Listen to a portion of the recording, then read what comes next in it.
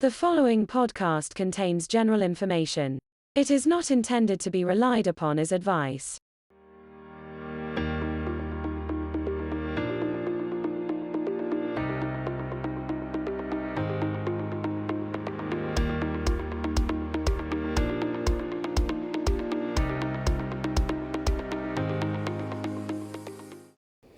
Hello everyone and welcome back to the Quintessential Podcast, the official podcast of the Quinn Group.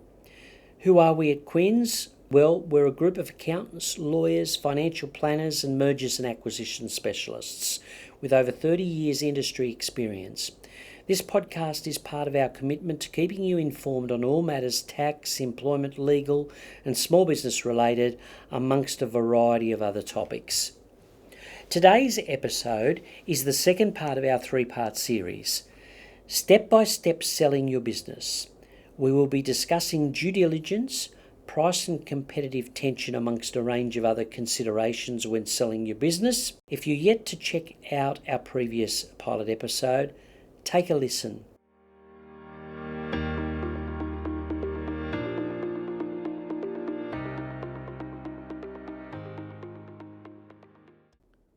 First off, let's talk all about due diligence. Due diligence is the process whereby a buyer thoroughly analyzes a business with assistance from their advisors prior to proceeding with an acquisition. A thorough due diligence will consider financial matters, customer composition, staff and employment issues, material contracts, and environmental factors amongst a myriad of other factors. Why due diligence? Before proceeding with an acquisition, an acquirer will want to have a clear understanding of what it is that they are buying, what obligations they are assuming, and what risks exist. So, whilst due diligence can seem like an arduous task, it's important to remember that it's the road to closing, not the hindrance. The due diligence process itself is generally quite complex, time-consuming, and expensive for all parties involved. For this reason, it is vital to ensure that the due diligence is completed at the right time. So, when's the right time to complete due diligence? The shorter answer is, it depends. Generally, the most efficient approach to completing a transaction for all parties is for acquirers to undertake an initial review of the opportunity. This is most commonly done for reviewing an information memorandum or prospectus document. These documents commonly outline all basic details about the opportunity, including the financial performance, industry insights, employment arrangements, and some detail on the profile of customers and suppliers. Based on their assessment of the information memorandum or prospectus, quite often an interested acquirer may be able to place an initial, non-binding proposal outlining their opinion of the business's value, often in the form of a rough range, and their wishes for key contract terms should a transaction proceed. From there, you and the acquirer can sit down at the negotiating table and discuss whether, in principle, the acquirer's proposal is worthy of working with. If the answer here is positive, it is normally at this stage that the due diligence process should begin. As part of this process, you will be required to release additional information in a controlled fashion to enable the acquirer to refine their offer and facilitate the ongoing negotiation of contract terms. When's the wrong time to complete due diligence? For the purposes of efficiency and confidentiality, it is important that due diligence is not undertaken until there is a reasonable chance that you and the prospective acquirer will proceed towards completing the transaction.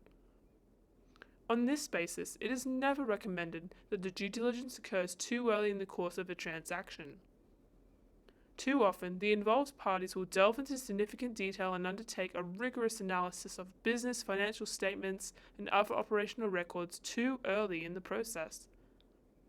This is normally expensive, time-consuming, and generally does not assist the acquirer in making an informed decision, or you in executing a transaction. The most important thing to remember with due diligence is that the faster you respond and the more transparent you are, the more comfortable the buyer will be, which helps to get the deal closed. Let's now talk about the price.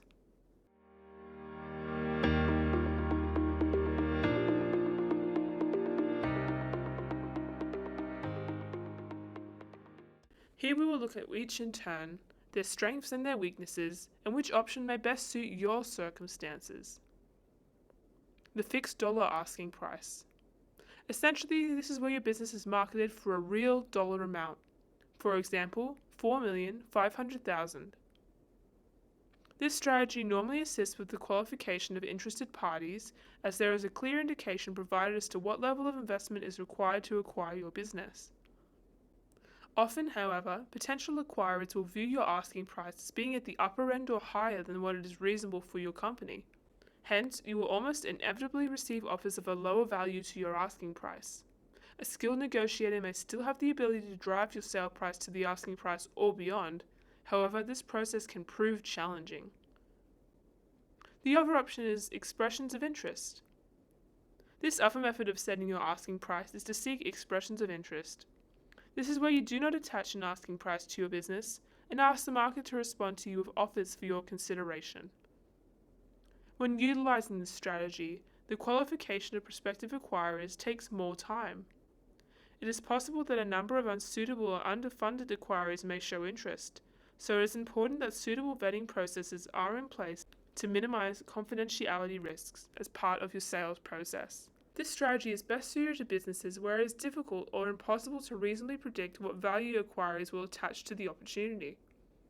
This often occurs with businesses that are strongly suited to strategic acquirers like competitors or suppliers.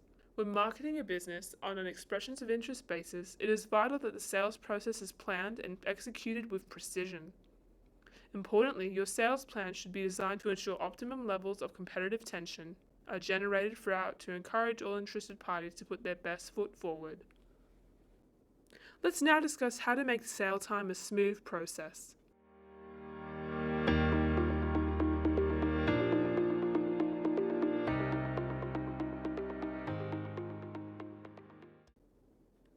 Selling a business can be a turbulent and stressful period for everyone involved.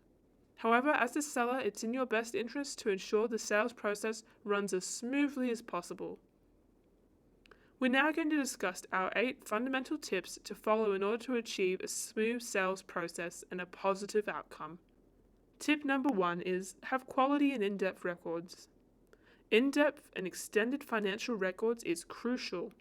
The more in-depth these records are, the greater the opportunity there is for an analyst to maximize the business attractiveness, as it will enable your advisor to identify either areas to mend or strengths to emphasize when selling the business. Tip 2. Have accurate and easily explainable valuations. As we've discussed in our previous podcast episode, the pilot, valuations should be thorough and easily understood. To achieve this, future revenues and risks need to be accurately modeled.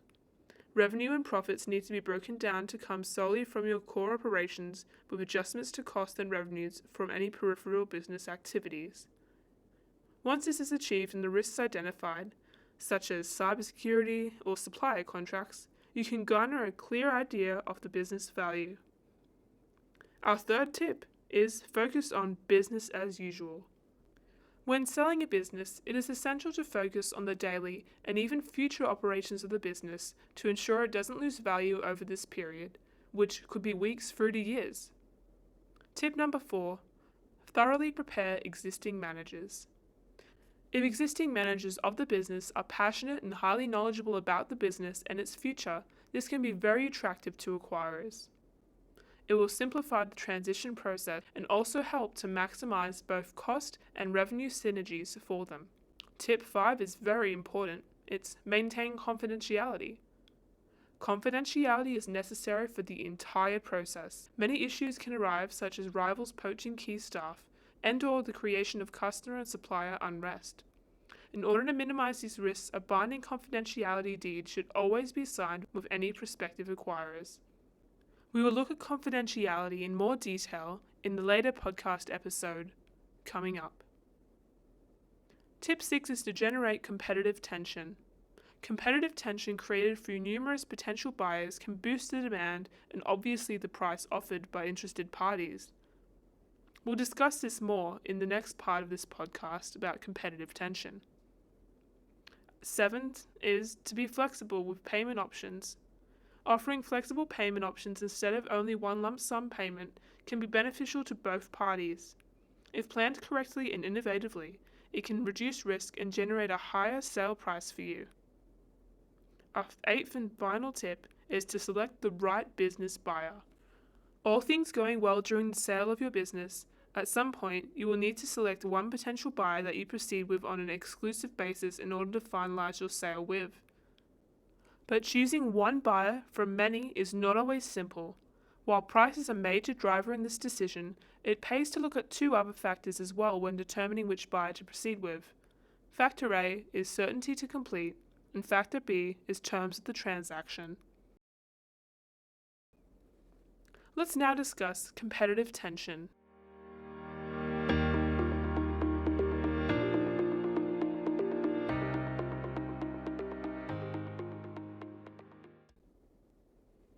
In the business world, everyone knows that increased competition alters the status quo in the marketplace. The same applies to the marketplace for businesses. Understanding how to drive and shape competition when selling your business can help drive up the price and lead to quicker and better transactional terms. The process you follow will determine your success or otherwise, so it's important to leverage proven methods to ensure maximum competitive tension is developed and maintained throughout the sale of your business.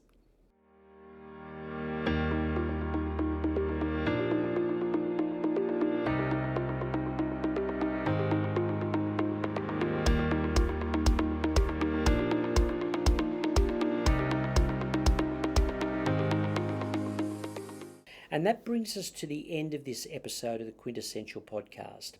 If you need help or you'd like to know more on selling your business, please don't hesitate to contact us. You're welcome to email us at info@quinnma.com.au or call us on 1300 Quinns. Stay tuned for our next episode, the third and final part of the series, where we'll discuss confidentiality, buyer expectations and more. Bye for now.